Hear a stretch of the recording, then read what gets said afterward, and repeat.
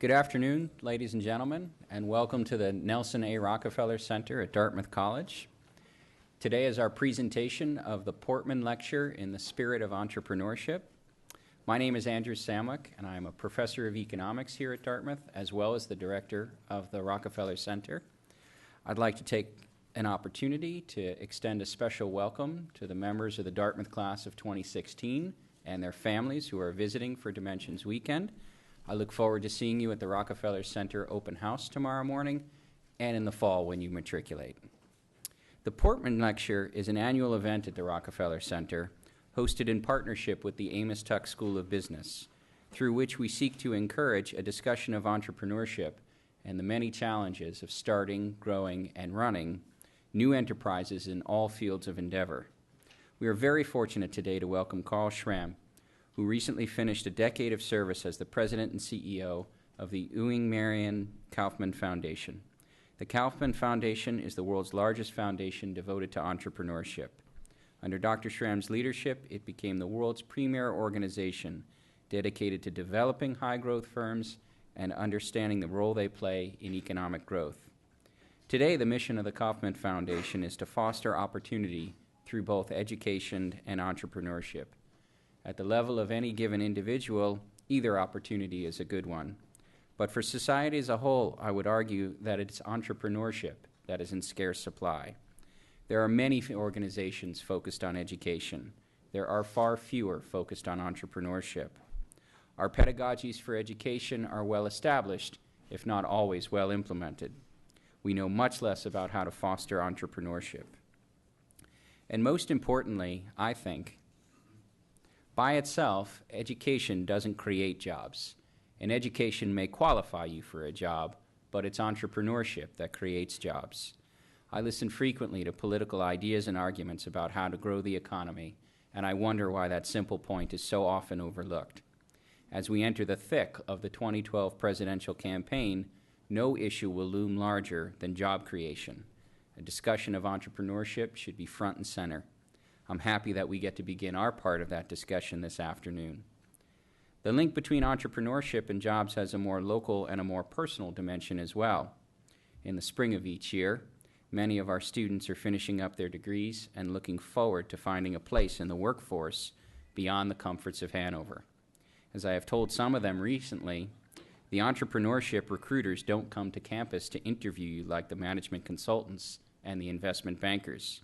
You don't take a GRE or an LSAT and fill out an application to go to entrepreneurship school. The path is not so easy or so well worn as that. Going right to the original meaning of the word entrepreneur, if you want to be an entrepreneur, you have to undertake something. At Dartmouth, it is clear what we hope our students and graduates will undertake. What is the admonition from John Sloan Dickey that we so frequently quote, that the world's troubles are your troubles, and there's nothing wrong with the world that better human beings can't fix, except a call to undertake some endeavor that reaches far beyond the narrow world to which we've all become accustomed. We aspire for our students and graduates to be thinkers and doers. Our stated mission is to prepare them for a lifetime of learning and of responsible leadership. I don't see how we could possibly deliver on that mission if we do not foster a spirit of entrepreneurship and a global consciousness among our students. Today's lecture and discussion will help to connect those two ideas, entrepreneurship and the future of the global economy. A recognized authority on entrepreneurship, innovation, and economic growth, Dr. Schramm currently serves as a visiting scientist at MIT and as a fellow at the Bush Institute. He is a Batten Fellow at the University of Virginia's Darden School of Business and a member of the Council on Foreign Relations. A graduate of Lemoyne College, Dr. Schramm earned his master's and doctoral degrees in economics at the University of Wisconsin. He earned a law degree at Georgetown University. He was a member of the faculty at the Johns Hopkins University for 15 years before deciding to broaden his career well beyond the academy. His expertise has played a role in public policy in both Democratic and Republican administrations. Ladies and gentlemen, please join me in welcoming Dr. Carl Schramm.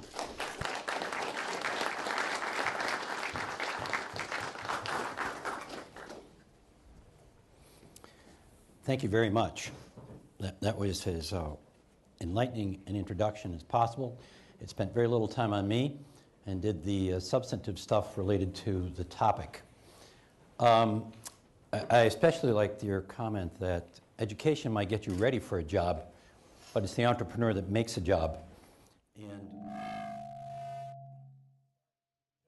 it always happens when I scratch my head. Are we okay?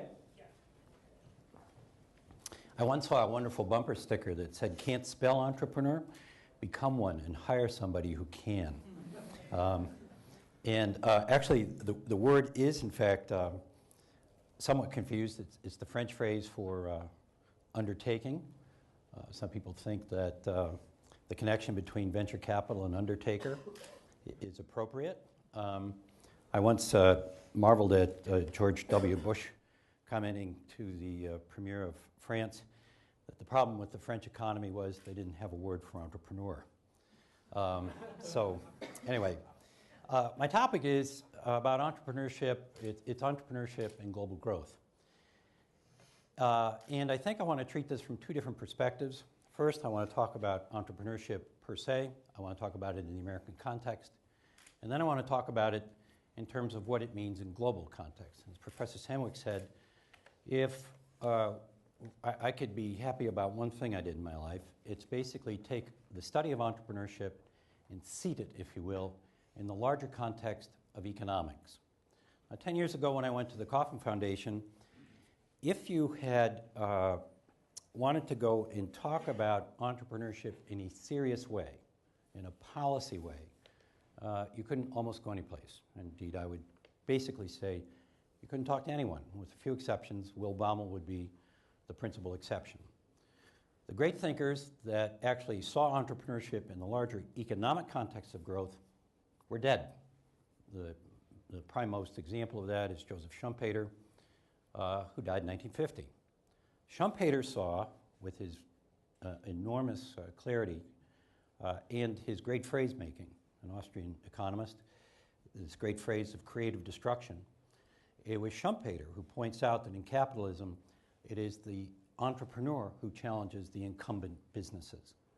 And Schumpeter says that the dynamics of our economy are such that we will not grow without people creating new businesses, bringing forth innovation, and essentially disturbing, upsetting, destroying the incumbent businesses. This is very, very important for us to understand, particularly at a moment like this in our economy when we have slowed. This so-called Great Recession is a very important lesson for us in several regards. The one that I think is of greatest consequence is that for the first time in a post-war recession, the number of people starting businesses has not gone up in the recession, but actually has gone down. This is very, very dangerous because it suggests there may in fact be something going on in this recession that has dampened the spirit of entrepreneurs such that they don't go forward to start new businesses.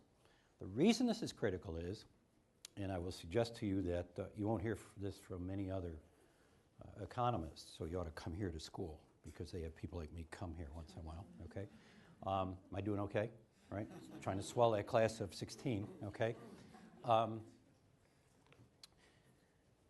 All of our other post-war recessions have been, we have led the economy out by the creation of new firms.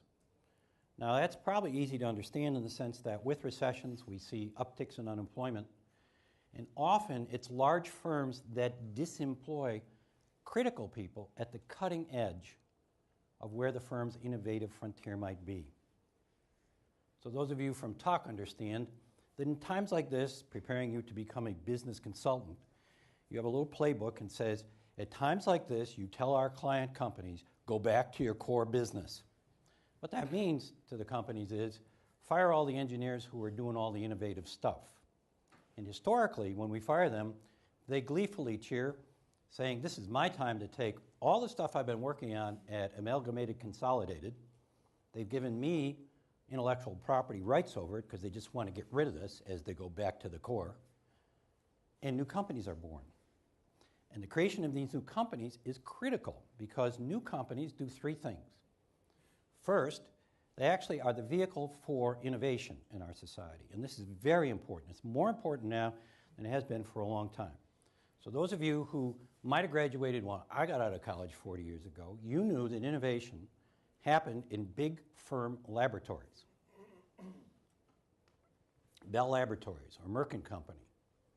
And in fact, this was the way economists said it was supposed to be. In the Keynesian era, when John Keynes' great apostle, John Kenneth Galbraith, held sway at Harvard, he in fact told us, as late as 1984, that all new innovation in our economy would happen in large firm laboratories.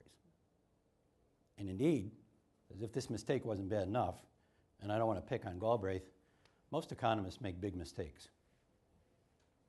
We've had about 36, 37 Nobel Prizes in economics. At least 12 to 15 have been overturned. The theory on which somebody won the prize has subsequently been found to be wrong, okay? Which suggests the Nobel Prize in economics is a little less of a Nobel Prize than sort of like chemistry or physics. It's not often that the physics prize is an indictment of the scientist's insight some years later. So Galbraith goes to gild the lily and says to us, again in 1984, that the age of the entrepreneur is over. Innovation will happen in big firms. Now he says this even as the nascent companies Microsoft, Intel, Genentech are all underway. And to make my point in large macroeconomic terms, a statistic that if we ring the doorbell at the White House today and said, let's talk to all the members of the Council of Economic Advisors, no one would register. They wouldn't get this answer right. Another reason you ought to come here, because you're already ahead of the game now. You can trump renowned economists in Washington. And the question we put to them is, how much of this year's GDP comes from firms that didn't exist in 1985? They'll get this answer wrong. They'll give you a little smidgen number like, yeah, maybe 12%.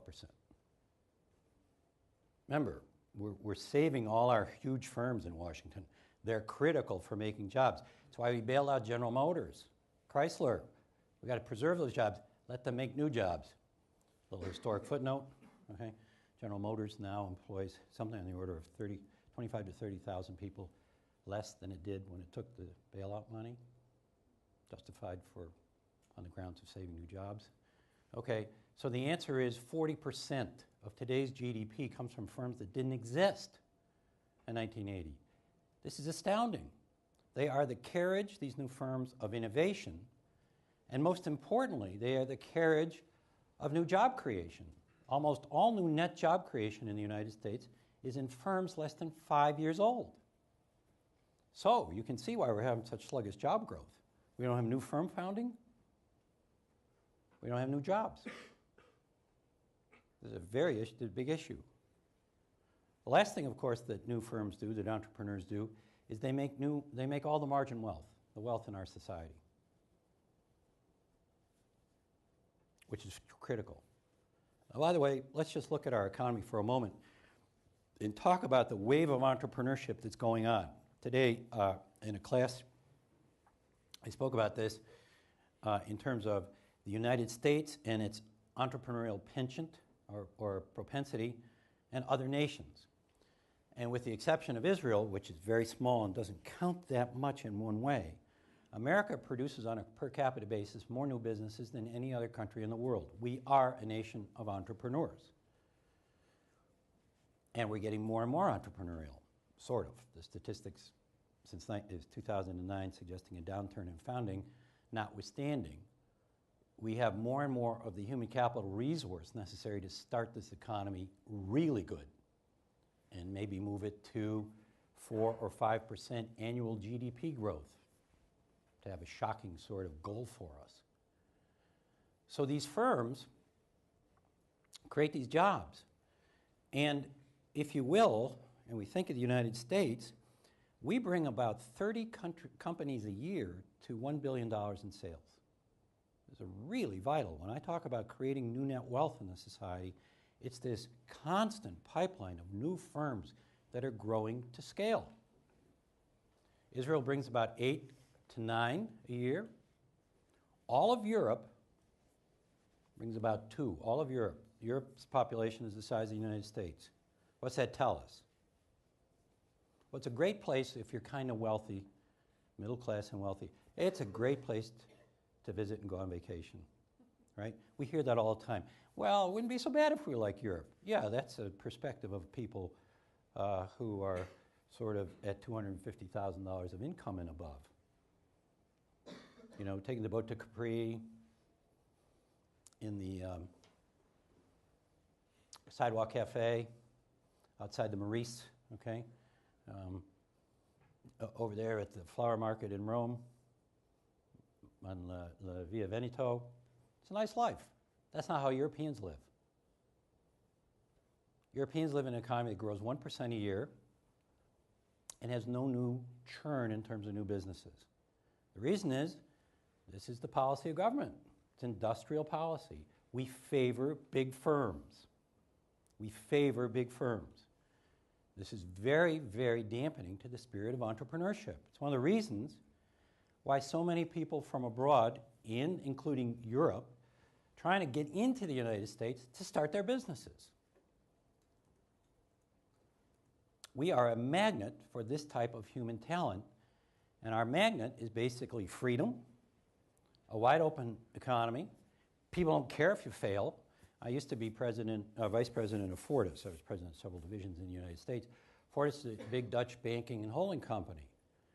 And let me tell you, I spent a lot of time in the low country, Holland, and it's a very confusing mess to me. Utrecht is where I spent a lot of time. If you have a failure as an entrepreneur in the Netherlands, you're done for life. You're not going to start another business. Everybody knows, the banks knows, the records are kept. You had a failure, you are not going to have a second bite of the entrepreneurial apple. That's pretty much all over Europe. In the United States, we often regard failure as the school for your second most successful company. Think about it this way, and this is very encouraging to you. Pay attention, okay? We think about entrepreneurs. This is very important for everybody. What's our archetyped entrepreneur? Well, if we apply the archetype, some of you who are young, haven't graduated yet, or graduated a year ago, or maybe you're over at Tuck, your day's gone, okay? If you're not Mozart, if you haven't written the concerto by 9, it ain't going to happen, okay? Our vision is you dropped out of college, you were so smart, you couldn't finish college because you had in a race. Before you were 21, you had to have your big company started, right? That's not true. Entrepreneurship happens all through one's life. Our 500 fastest growing firms in the United States are started by people when they're 40 years old. So the notion of entrepreneurship as focused just on our young folks is not actually right. We are an entrepreneurial society that's growing like crazy. So as we move to the next part, let's remember the 3 things that entrepreneurs do. They birth the new. They bring forth new jobs. I'll visit on that just for one moment. If you think about General Motors eliminating jobs, which we all want to do over the last 3 years, we really want it to do. Politicians in Washington don't. They tell us that we gave them all that money to save jobs in Detroit. But the other half of us, when we think about that money as investors, we want them to cut jobs. It's productivity gain. Productivity gain means the company's more productive. It's more valuable. You know, productivity gain merely means all the money that you make, or all the cars that you produce, all the revenue that comes in, divided by the number of workers. If we can cut the workers and keep this number high or growing, we've made the company richer. So the guys in their big chauffeured limousines running down from Connecticut every day to New York, chomping on their cigars, speaking on 13 phones, they're all saying on those phones, can't you get rid of another 20 people at the division over there in X, Y, or Z? That, as investors, is what we want them to do. If you're an entrepreneur and you cut people, you got nothing. Or put affirmatively, you have to have people to make your firm. And that's why we see all this hiring and the creation of jobs in new firms. Now, let's seat this on a larger scale of economic growth. And as I said before, We now see entrepreneurship in that lens. And some of you are here from Tuck. How many people are here from Tuck? Okay, I won't look. One person's here from Tuck. It's profoundly illustrative, maybe two. Somebody's a little shy about that, okay? I'm from Tuck here, okay? And it's profoundly illustrative in the sense that in our nation's business schools, entrepreneurship is treated sort of like a backwoods subject over here, okay? I've visited many business schools in my last job. We gave lots of money, millions, tens of millions of dollars to universities to teach entrepreneurship. We bribed schools to teach entrepreneurship.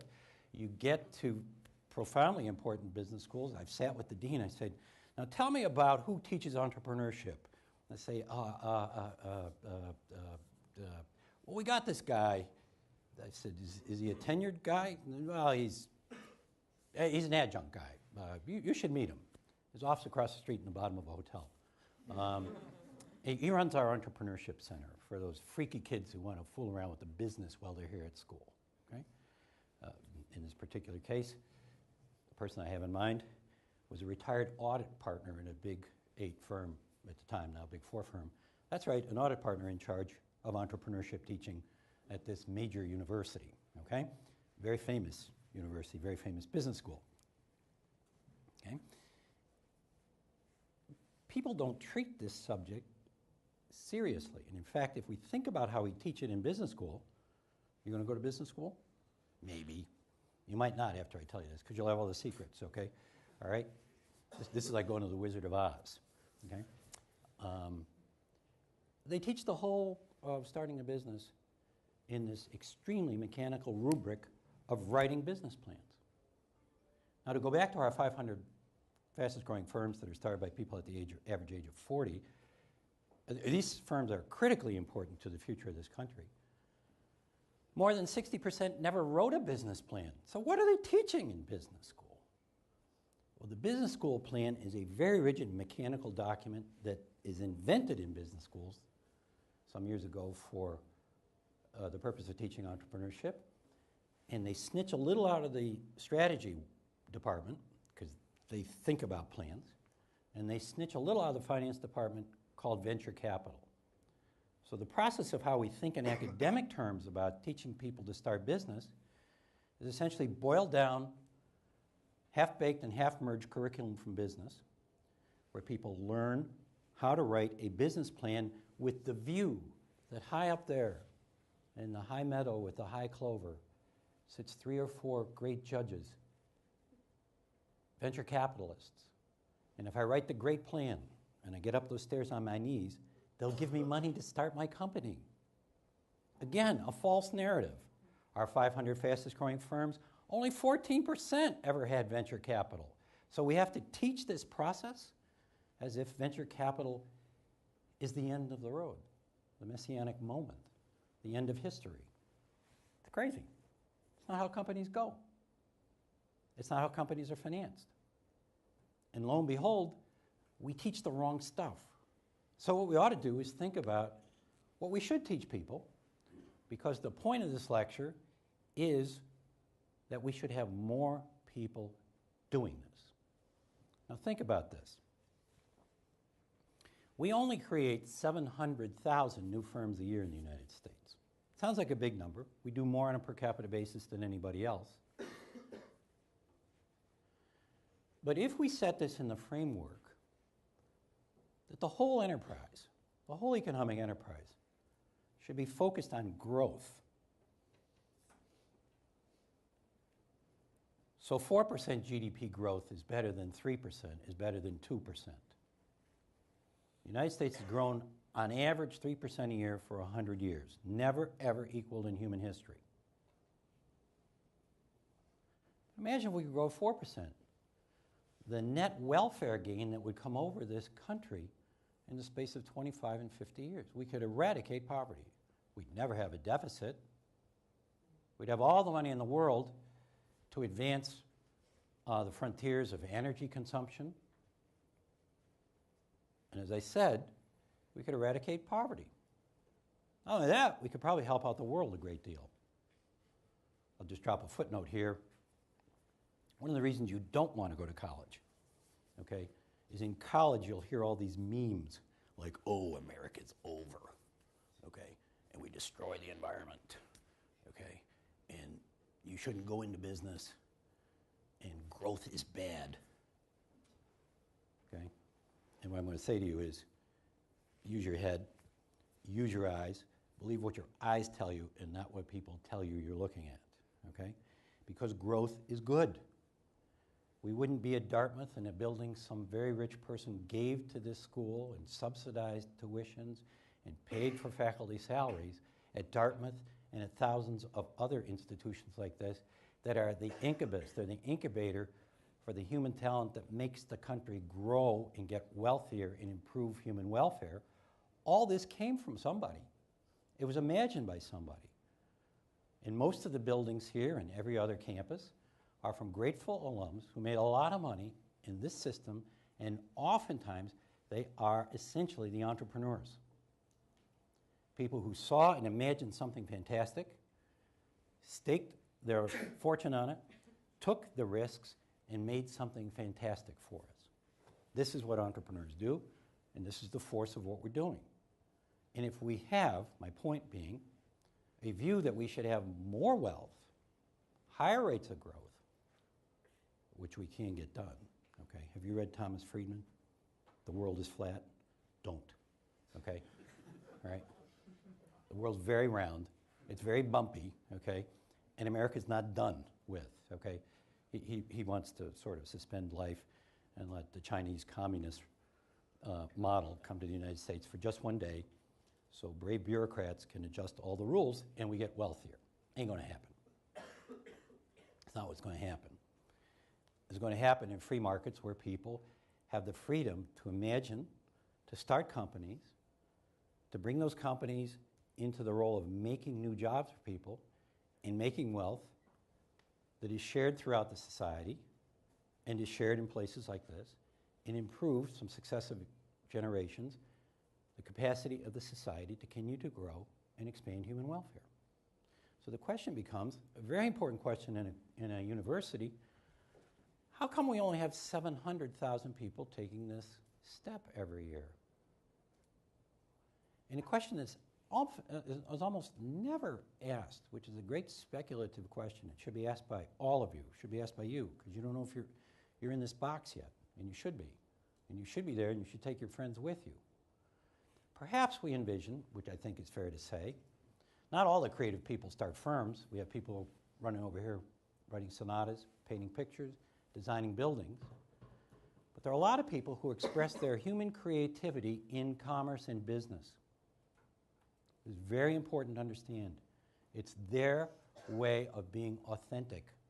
We run a business school on this campus for people who are creative and want to be creative in the world of commerce. It is as high-minded a purpose as writing a sonata. It's where nature sent them. It's their proclivity. It's where their talent can be actually leveraged, actualized in our behalf. This is what happens in business. So if we take just the people who are creative in business, you could make the case that in any advanced society, maybe some very small substrate of people are really responsible for all the innovation and creativity and entrepreneuring and job creation. And let's say that number is 5%. I have no idea what that number is. You may have a better idea than I do. You may have no idea. Let's just arguendo, say it's 5%. Wouldn't it be great if one of our occupations in universities was to think about how it was that we made that number 7% or 10%? Indeed, I think this is one of the particular preoccupations that we should focus on in higher education for a lot of reasons, not the least of which is I'm certain we are going to have a wealthier society down the road. In many ways, the need for work, as we understand it now, will dissipate, attenuate, be diluted. What are people going to do with their time? We'll let that question just hang there pregnantly because I don't have an answer, but it's a very important answer for civilization. What do people do in a wealthy society that is actually constructive and not mischievous, comma, and not mischievous? Okay, now let's talk about this in the context of the large world, the global world. We'll go into the world that Thomas Friedman discovered to be flat, okay? America and the other nations. America has given a great gift to the world that is never recognized, certainly not by Thomas Friedman's first book. He sort of begrudgingly gets there in his second book. The World is Bumpy, or whatever it's called, okay? I got to get off the Thomas Friedman kick, okay? There are a lot of people on the kick. I'm over it. I just reviewed one of his books once, and it was several pages were so preposterous, I just sort of burned in my head. The United States has given a great gift to the world. We have given our entrepreneurial model.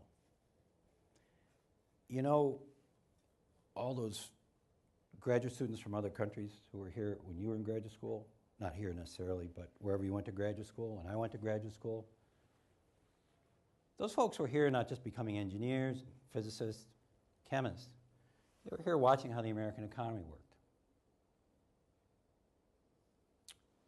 And when they went home, if they went home, and some of them were here expressly, not as spies. We had many people, delegations come, they still come all the time, to study the American economic system, particularly its entrepreneurial system. And we know, for example, that the Chinese reforms of that begin in 1972 are expressly to liberate the economy so they can have an outbreak of entrepreneurship like the United States. Why do they come to the United States? For the fact I suggested before, we know how to grow the economy. Mao Zedong did not know how to grow the economy. The Soviet Politburo did not know how to grow the economy. And in fact, for those of you who are paying attention to Chinese politics, which is phenomenally interesting these days, they know how to grow the economy, but their political ideology makes them very nervous about the chaos that will come in a free market economy. And they have to settle the question of who owns this? And the minute the state doesn't own this, you suddenly have people who can vote. And maybe they'll throw the Politburo out. Okay? You watch that drama with what's happened with Bo and his famous disappearing family. The window in China to look at it from our perspective is it confirms very loudly their observation about the power of entrepreneurship as the keystone of a growth strategy. Same thing in India. Actually, India in some ways looks like China in the sense you don't find entrepreneurship every place in India, but you find very powerful entrepreneurship in places like around Bangalore. Again, the Chinese imitate and understand consciously the American system. The Indians really are conscious of the American system. Our love affair back and forth with India pays huge dividends in India, pays them in the United States too, but there's an unabashed understanding of the importance and power of entrepreneurs to the Indian economy. And here's the great good news.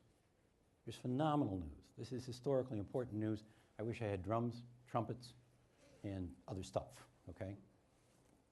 We've watched in the last 30 years, as a result of the infection of this American perspective of entrepreneurship, a reduction of between 25 and 30% of destitute poverty using the World Bank numbers in the last 25 years. It's never, ever been achieved in human history. We are making gains on poverty, and the instrumentality of those gains is people starting new businesses, particularly in China and particularly in India. So I want to wrap up because I think meetings like this are actually a lot more productive both for you and for me, or me and you, if we do questions and answers, but just making a couple observations about what the future holds. no matter what you think about politics, it's almost immaterial. I believe that the power of entrepreneurs in the United States, people who want to get on with the creation of new businesses, is so powerful it will not be dampened. Now I say that, and you're going to say, yeah, but what happened in the last few years since 2009? And there's been this fall off. I think we've seen a lot of signals in Washington that make it much more risky for people to start businesses. I believe in a rational system where policymakers are going to come to understand that if we don't have these new businesses, we're not going to have growth. And if we don't have growth, we're not going to have political stability. That applies to either party. The only caveat I want to put on there is we've been watching. The Jobs Act passed 3 weeks ago. We've been watching the government warming up to policy, making policy to help entrepreneurs.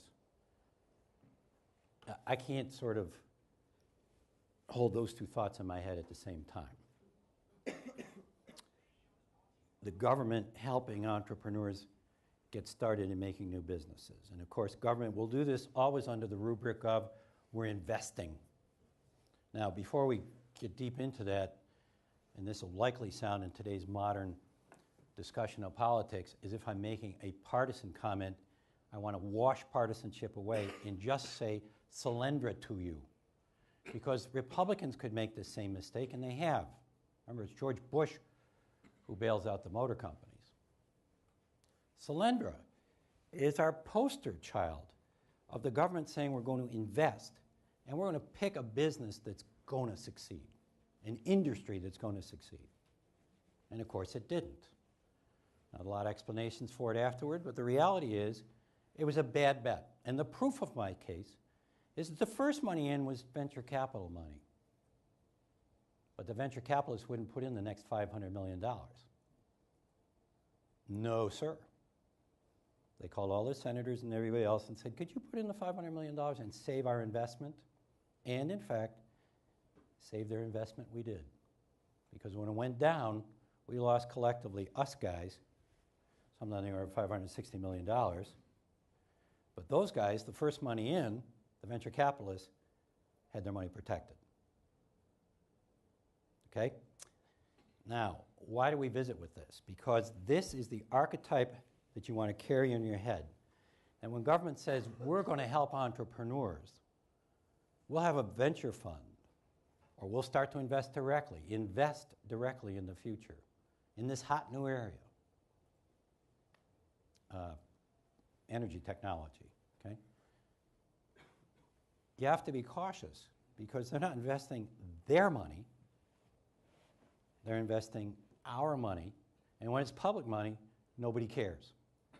Now, I'm a limited partner in venture funds. Schramm & Company is an investor in 12 companies. That's my money. And when I invest through a venture capital fund, if they say, oops, there's a limited partners meeting, right? And it's not nice to be a managing partner at those meetings because a lot of people grow very long teeth, holler and scream because it's my money you lost, okay? Where's that great drama over Solyndra? Oh, Congress holds a hearing and some bureaucrats show up and it's a complex world out there, investing, blah, blah, blah, biotech and Chinese make better solar panels. We had to be blah, blah, you have to blah, blah, blah. You watch it on C-SPAN, right? Well, maybe you don't, but I do. I'm a C-SPAN addict. I can't live without C-SPAN. And that's the drama you see on C-SPAN. Now, to our last point. If I asked any of you to make our society better, to improve human welfare, you know that human welfare is connected to the capacity of the society to make wealth. Would you have a better answer than helping people start businesses, to encourage a social and economic network where people take the risks to start businesses? Think about this, for those of you who you may be harboring some question about this growth business. In 1947, a professor at the Johns Hopkins, Henry Segerist, studies health over history. He writes a book, Health and Civilization, Civilization and Disease. It's a classic. It's a classic because he observed historically, when we watch secular gains in health status, the single most important independent variable is the increase, when it grows up, the driving variable is disposable personal income. Not more doctors, not more drugs, not more hospitals. Give people disposable income, and guess what? They'll make good choices. They'll buy better food, they'll house themselves, they'll buy education. Disposable income is just another word for wealth. And the only way we know, historically in the United States, we have 200 years of this record of it's the imagination of a new future, the risk-taking by individuals, pools of individuals as investors, the creation of new companies that disturb the old companies. Now let's talk about disturbance. And the last point I want to make, the coda here, is let us be comfortable with chaos. One reason we see all these huge companies in Washington, General Electric, IBM, General Motors, is because they're protecting themselves from risk. They're seeking government rents. They are very concerned about instant death as a corporation. It's a real phenomenon. Between the years 1960 and 1985, on the Fortune 100, we have 17 companies displaced. To run a major company in the United States in that 25-year period of time was like being in the vestibule of heaven. Very secure, very stable, nothing really to worry about, no such thing as corporate death. In the next 25 years, we have the reciprocal. 71 companies drop out of the 100 list. Huge corporate velocity. Companies die. Okay? We know them. We can name airline companies. Die. They're not around. A real threat to management. Now, this is good for growth. But there's something in us, our human nature is, we're not so sure we like all that chaos. Certainly don't if we run a company and we're shareholders in a big company. We're not so sure we like all that chaos. But it is in the chaos that we have growth. Schumpeter is right. Creative destruction, the constant gales, says he, gales of entrepreneurs knocking at the doors of the big companies, bringing forth new innovations, creating new and much more interesting jobs, and making wealth in their wake is how we as a society proceed. I'll end by just saying, listen carefully, because the prejudice in public policy is that the government can plan out our future. And if you think about everything I told you about Europe and industrial policy, when government plans the future, when government has the insights about how an economy is supposed to go, what industries are supposed to flourish, what are the good ideas that should get government backing, you get 1% growth. In the world of intelligentsia, as I said before, this is often wished away. Well, 1% growth looks pretty good to me. When I visit the little piazza in Arezzo, it's because I'm a wealthy American. To go to the rural farms in Italy or the backwaters of Paris is what Europe looks like for most people. And it's not the future you as Americans want. And put aside your Americanness. It's not the future you as a citizen of the world want. Last point. We know since 1950 forward that the incidence of death and organized violence, warfare, has fallen dramatically. The correlate of this is the per capita income has risen enormously. The wealthier people are, the less it seems that we are ready to fight with each other. Death and war goes down, and human welfare flourishes. There is no single force that stands in the way of welfare gain, like warfare. So all that the entrepreneur has in his or her hands is nothing less than the future of the world and the peace among nations and people. Thank you.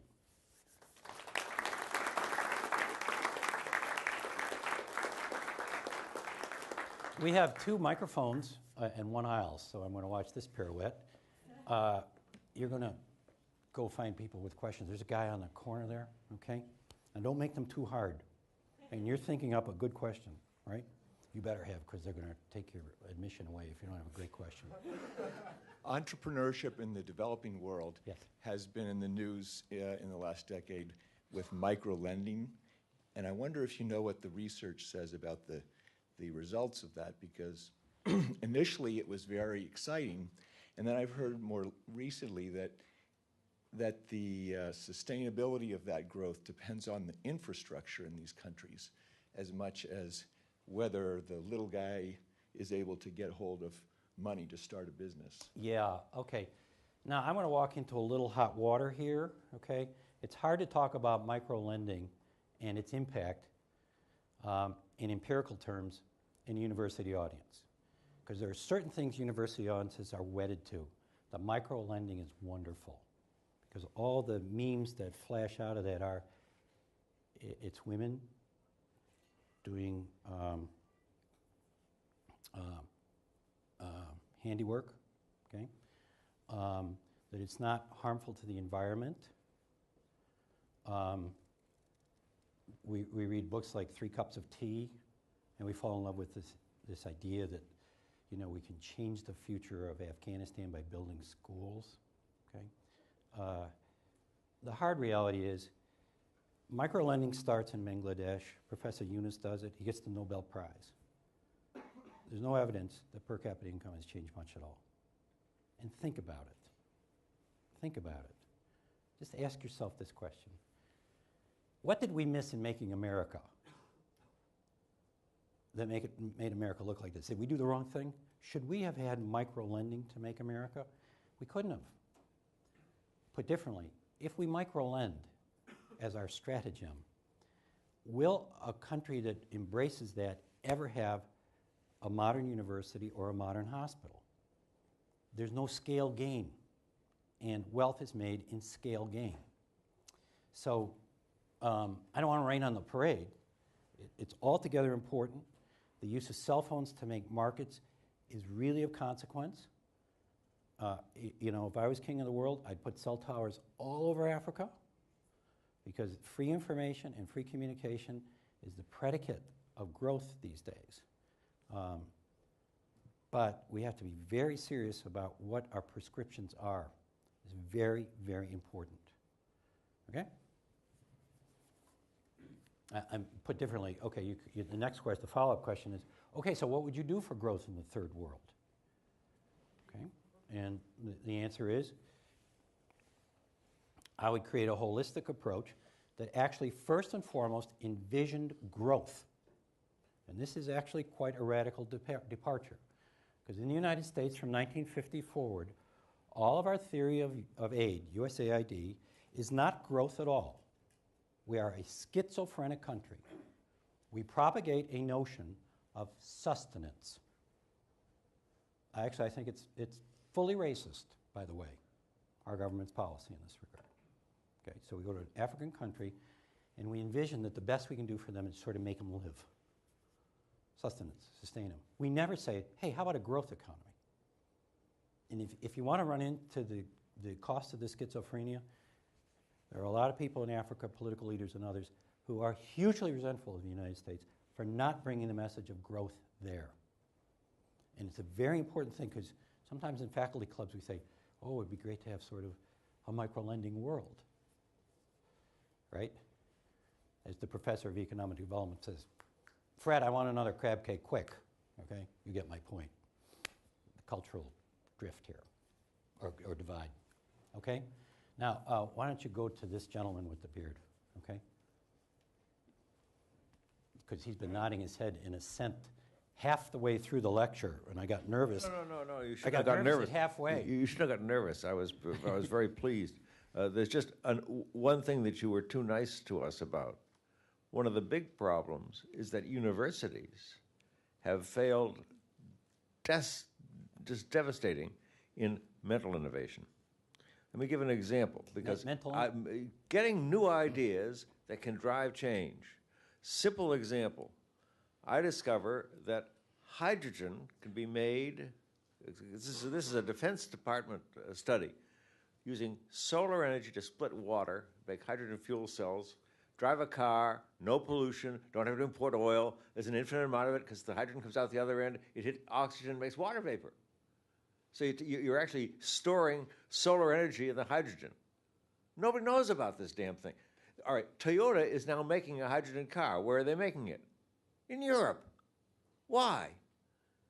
My colleagues here at Dartmouth don't care about the fact that I do research, I've retired, that deals with these technological innovations. Sometimes they have to do with public policy, like but the chemical you put in water supplies that increases the crime rate. But the issue is that when you think outside the box, you can generate new businesses, and we are not helping you because my colleagues aren't doing their work. Well, now's my time to shake my head in assent, okay? And go back to my remarks about, imagine if the driving notion of a university, let's say Dartmouth, if you were, come and matriculate here in the fall, which I'm now getting a little doubtful about, you know, if the president said, welcome class of 2016, I'll tell you our commitment in this university. We are going to entice, prompt, deliver to you an environment in which we expect more creativity out of you guys than any freshman class in any other institution, because that's what we're really about, just what this professor says, okay? I couldn't agree with you more. And if you think about it, here's a very startling number. And by the way, this is really important for a lot of people who might be invested in the notion that government can invest and our future will flow. I'm on a panel at the moment where we're advising the Department of Commerce on how to improve innovation.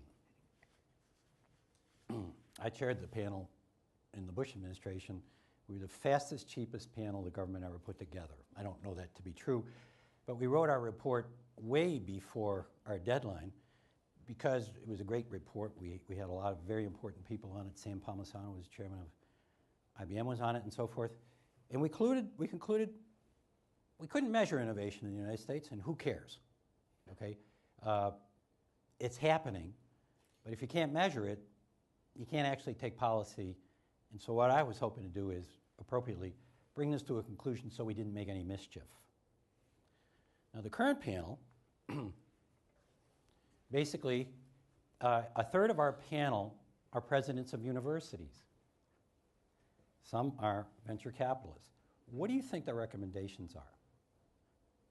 Give universities a lot more money. That's simply it.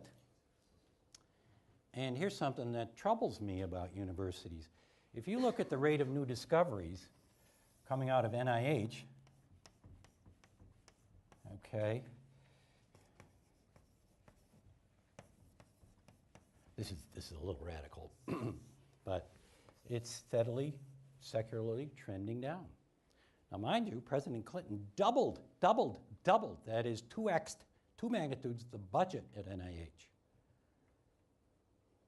I don't think we're getting a marginal return on our investment. You know, there are professors who say, well, we're sort of invented, you know, we've gone as far as science will let us go right now. My view is, okay, let's build roads then instead, okay? I mean, let's wait for somebody to break through with something. But of course, that's not the meme among universities. Just give us a lot more money because this is where innovation happens. Well, that has been true. But to understand economics, that which was the institutional arrangement 20 years ago is not the institutional arrangement today. So the big fat question that ought to occupy a bunch of professors someplace is, where is the optimal seedbed for innovation in this society? Is it in free market or private firms like IDEO? Design firms? Can design schools tell us more about how to create new businesses. That's one hypothesis that I carry. Where is innovation going to come from?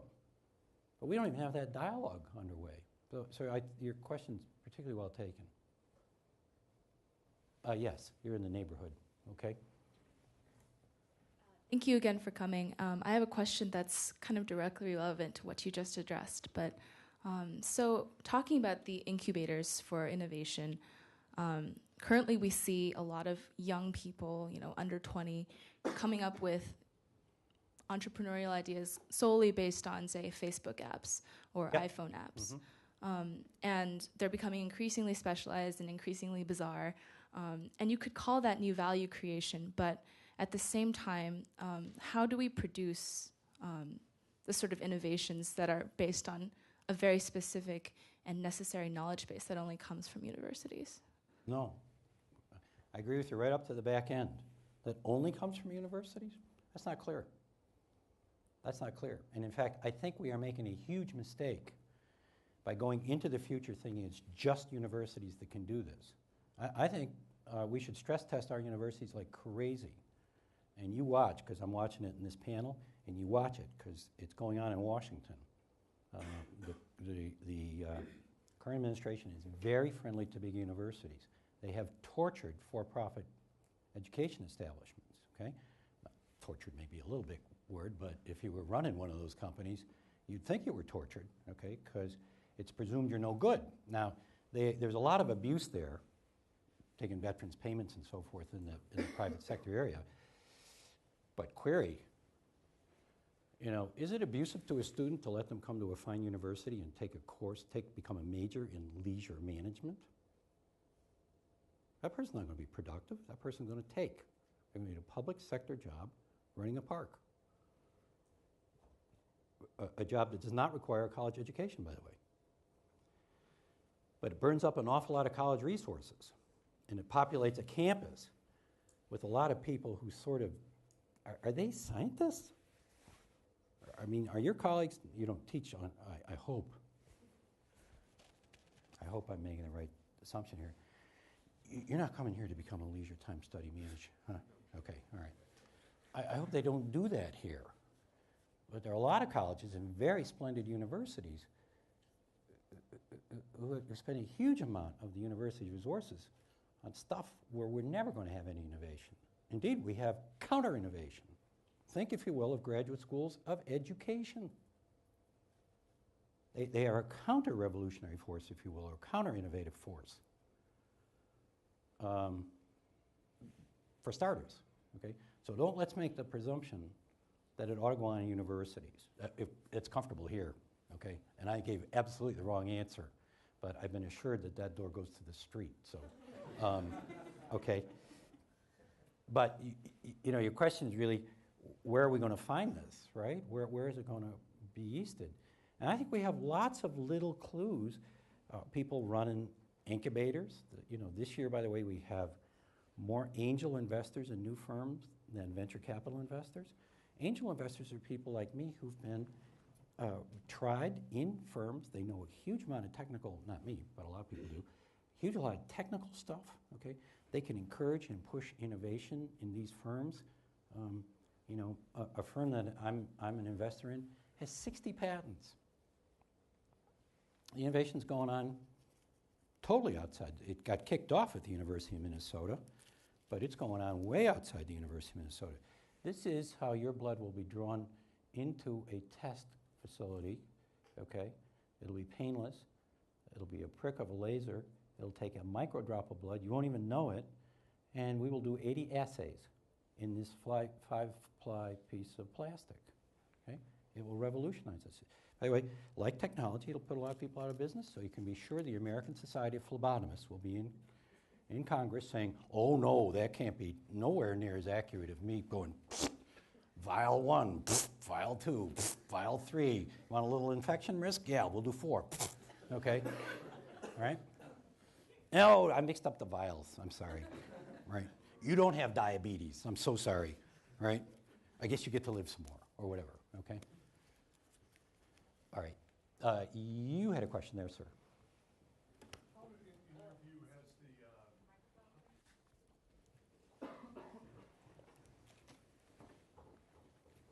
In your view, is the hyperkineticism and overreaction of financial markets to particularly intellectual technology entrepreneurship a good thing or a bad thing? No, there's a great paper by a former colleague of mine at Kauffman called The Financialization of Entrepreneurship. And it makes the case that we are wasting huge amounts of human capital of our brightest kids. Go to New York and do innovations in finance that we just plain don't need, okay? And I don't know what we do about that. You know, it's alluring, it pays extremely well, but maybe the first step we make is we actually are conscious of it as, if you will, I mean, this is a little bit of hyperbole, but I actually believe this, it's a waste of human capital, it's a waste of human talent. Same thing, you know, if you think about, do you want to be a doctor? Good. It's a terrible way to live, tell me you're not going to be a lawyer. No. Good. Okay, that's very good. Okay. But think of all the extraordinary talent that we push into medical schools. You know, some subset of doctors have to be great. Some subset of doctors have to be really great and be in laboratories. You know, I spent 15 years at Johns Hopkins. Those are stupendous doctors. But you don't have to, you know, it's a total societal waste. I think Hopkins and Stanford are actually recognizing it now. Stanford, I know for sure, is you don't get to Stanford if you intend to practice medicine. Okay? Hopkins, same thing. You know, if you go to, it's a total social waste if you go to Johns Hopkins and turn out to want to be a practicing pediatrician. I mean, social waste is unbelievable, right? And it's just an illustration of it. So I think we've got a lot in our labor markets mixed up. But the reality is we don't have a path for extremely creative kids to go down. Put differently, you know, my chances of getting rich are much higher at Goldman Sachs if I'm a wizard mathematically, or going over to ABC hedge fund, than going out and trying to start a new firm. Everything's loaded in that direction. My own view is I've sort of, and I hope this isn't Deus Ex Machina, I'm sort of with you. If we had a culture inside our universities that was not just celebratory, but actually we knew how to engage people in a way that they became more creative, we might draw half of those people over here and they could be doing extraordinary things. By the way, this lady who left, I must have given her the wrong answer, but she raises a question that's very much in the mind of a lot of policymakers. I'm not so sure I'm in that camp, but there are people who run around saying, see these, my cell phone's over there, but these cell phones and all these new things, Groupon and everything, they're all ephemera. They're not really breakthroughs. They're right at one level. This is not heavy-duty advancing of our economy. The cell phone in itself is, and in fact, I think in our hands, if we can imagine, I have one here, you know, not all that long ago, like measured at X minus 5 years, we thought about this as a communicating device. It's now a technological platform. And my own view is, in the broad definition of infrastructure, that's what we got, and it will propel the economy. It's very important that we did this, and it should not be dismissed away as you see commentators do on TV all the time. On the other hand, they're sort of half right. You know, an analysis of returns in venture funds leads you to one conclusion, and that is, when we had a breakthrough in silicon and a breakthrough in cell technology, you made a lot of money as an investor. We have not had a subsequent enormous breakthrough. To your point, okay, we're all the people fooling around with hydrogen and new car type stuff. By the way, my own view is, when you bail out a car company, you immediately snuff out all the human capital that would have run in that direction. Okay, my own view is unemployment would be much lower in Michigan had we not bailed out those two companies. People say, oh, but we need cars. Yeah, leveraged buyout guys would have been in there in nanoseconds. They'd have bought the Pontiac brand. Somebody else would have bought Chevy trucks. Somebody else would have bought blah, blah, blah. And incidentally, every single one of those things would be much better products today. They'd be hugely better products. And you'd see innovation like crazy. They would have killed engineers left and right. Brilliant engineers out there. We'd have 3,000 new companies in Michigan creating transmissions that use half the energy to move power to wheels and stuff, new brake systems. We'd see stuff we couldn't even imagine. But not when the government says, we'll keep it like it is. And oh, by the way, you ought to produce a Volt. It's not to say I'm against innovation. You never talk to anybody who's more committed to innovation. But the government's not going to be able to design a car for us. And the evidence of it is, look how many of us are buying it. They stopped producing it. Last August, they sold 140 of them across the entire American nation. So you can vote religiously for the car, which some people do. They're still in their car, their garages. They're perfect. Someday there's going to be a huge market for absolutely untouched Volts. Run right off to eBay and put your reservation in. Okay, how many more minutes do we have, or is this it? We got one more question? One more question. The man in the back. I'm sorry, that's not enough? Do I hear 200? You mentioned the value of forgiving and encouraging failure of entrepreneurs, but why isn't the failure of government-sponsored entrepreneurs equally valuable for learning? Because it's extremely costly. Government can't do it cheap. Okay? If you and I started a fund and we were going to do Solyndra, we would not have first built a beautiful, beautiful, gorgeous building. We would have found a broken down airplane hangar, of which there are slews of them in California, and spent a lot less money. So I agree with you in half. But when government does it, the cost of the failure is extraordinary, and you can't find a counterexample. We're waiting. But isn't it possible to simply have caps on the amount of funding that the government provides? Yeah, that'd be great, but politicians are not capable of doing that, right? I mean, the Secretary of Energy wasn't going to say, well, we're going to have a new fund, we're going to recreate the energy future of America, so we're here ready to dole out $5 million investments. Would that had been the case? Incidentally, would that have been the case? Because you know, if that had been the case, it would have been an invitation to lots of people like you to think you could have a shot at $5 million. In fact, I will now offer the empirical case. All over the federal government, we have SBIRs, which is free money from the government. If you've got a good idea, you can get $700,000, and I think another $700,000. And it's not, the government doesn't take any equity. It's a grant for small business innovation research. And if the government said, hey, we're going to move it from 700,000 up to 7 million, I would have been there applauding, because it would have invited lots and lots of people in who might have. You know, for 7 million bucks, there are people out there who could say, I can build a Volt that's beautiful and works. And the evidence, I would suggest, is look at the X Prize Foundation. Look at what just the tantalizing notion of a $2 million, $7 million, $5 million award is. How many people invest huge amounts of money to get there?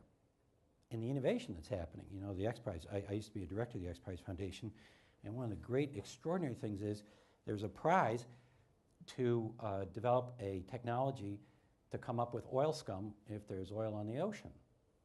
And, you know, of the entrants, every single one of the entrants, I believe, is doing 2x the efficient gathering of oil as the existing technology. And this is a very good point of why don't we run contests, right? When you get here as a freshman, you sit down with the freshman and dean and say, you know, this is awful stodgy. You guys are sitting on your reputation up here in the middle of nowhere, right? And put the snowshoes away, Buster, okay? How's about tantalizing our freshman class with a $2 million bet that we can come up with something that will revolutionize human welfare? Overnight, you'd meet your colleagues like that. You'd figure out who the smart engineers were. You'd be at the dean's office saying, you know, we don't have the smartest people here. We got to get quickly transfer in some kids from MIT or someplace, right? Caltech, all right? Something like that, okay? IIT, let's go international. Okay, I think I'm at the end of what I have to say, and I appreciate all your attention. You've been a great, gracious audience. been a delight to be here. The food was great at lunch. And it's like going to Cornell. There's only one drawback here. There's no airport. But you're doing pretty well without an airport anyway, so I wouldn't mess with the formula. Except it's going to be your school soon, right? And as a student, you own the school. Make sure you tell them that, okay? Faculty doesn't believe that. Okay, thank you.